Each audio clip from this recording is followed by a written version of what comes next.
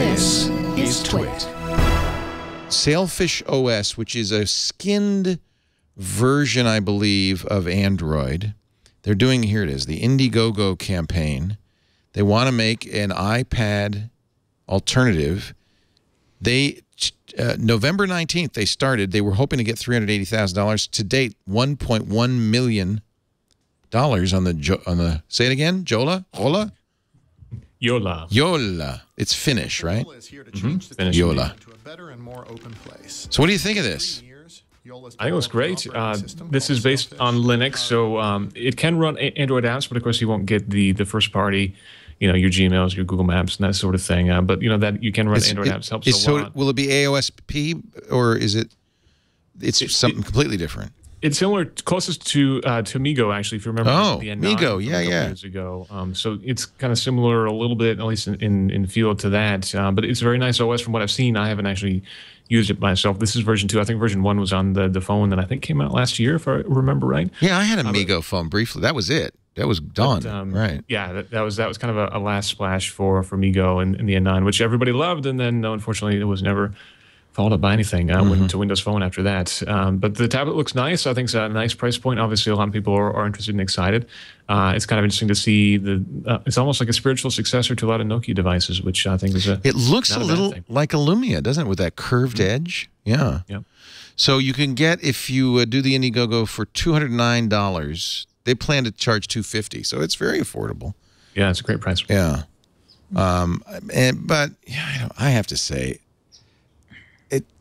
after using the Fire OS and these other, I just feel like you really should just get Android or iOS. A forked OS is, I mean, I'd love to support these guys. I think that's great.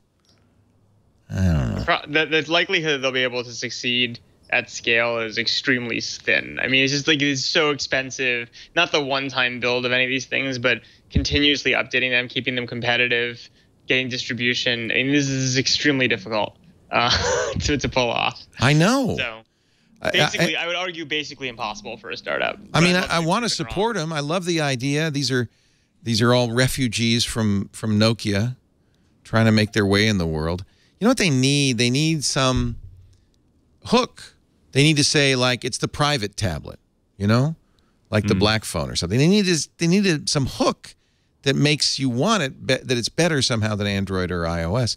Otherwise, just I don't understand why you wouldn't get a mainstream OS.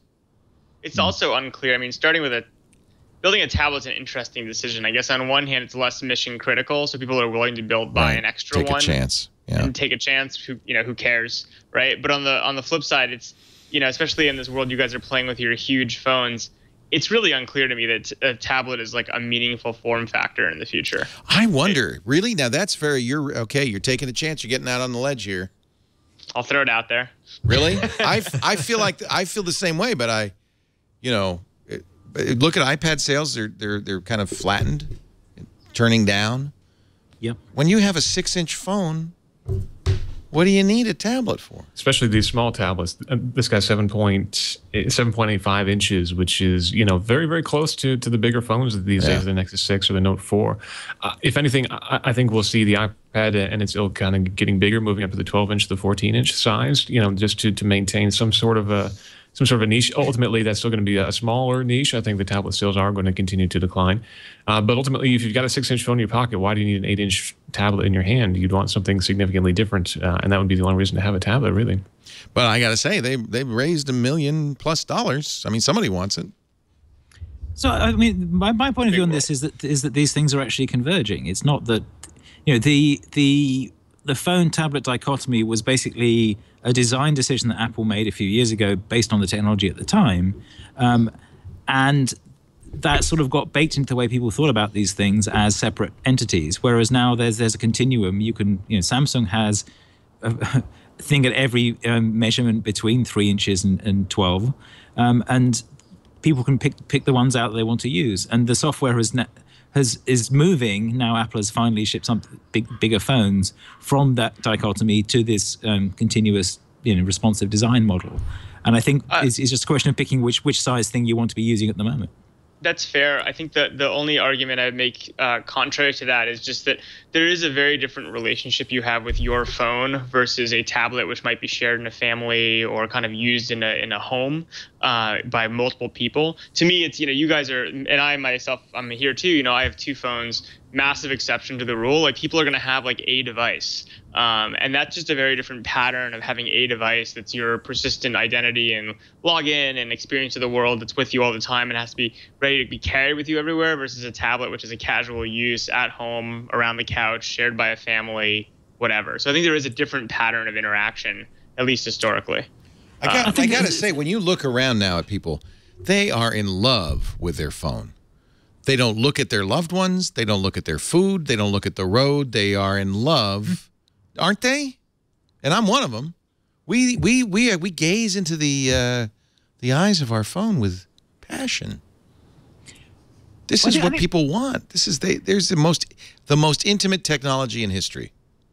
But I think the other thing is that we're starting to get them the notion that you can move the stuff between the screens is becoming much more obvious and smoother. And we had bits of that with Apple TV and Chrome, and it's very obvious. But what you were saying about the car stuff, where it's like, okay, the car just becomes a screen for your phone. So there is this sense that you may be carrying this thing, but it can take advantage of the screens that are around you or the other places that are there. And that's an obvious thing that people quite like, but you've got to be careful how you don't actually want, as you say, your intimate messages appearing on the television screen in front of everyone else in the room. So you want to have some control over which one you're using for what. I would say the analog is music. Think how we've changed how we consume music. We used to listen in groups at concerts, or then we would have our stereo, and it's got more and more intimate. The phone is very much like the iPod, where the music now is a very personal connection, one-on-one, despite the Microsoft Squirt ads where people were sharing their earbuds. I think really people pretty much, their music, they consume solo in a solitary way. And I think computing is rapidly moving that direction. I think that's back and forth. I think it was a solitary thing, but the ability to cast it to the room is useful too. They sell a lot of these large Bluetooth speakers as well as selling a lot of headphones. I guess they do, yeah. That's mostly because I can't hold my phone. My precious, I have to put it down while I wash the dishes. I mean, I think there's no question we'll be flicking, different types of media and projecting things and using all the screens around it. It's just like, frankly, I don't think it's a very interesting business to be a screen manufacturer. And so it's just the question is like, where's the nexus of software and information and communication? And, I'm sure there'll be things that look the size of tablets or bigger tablets that I'll be, pushing data to. But I don't think I think it's an interesting decision for a company to focus on those right now.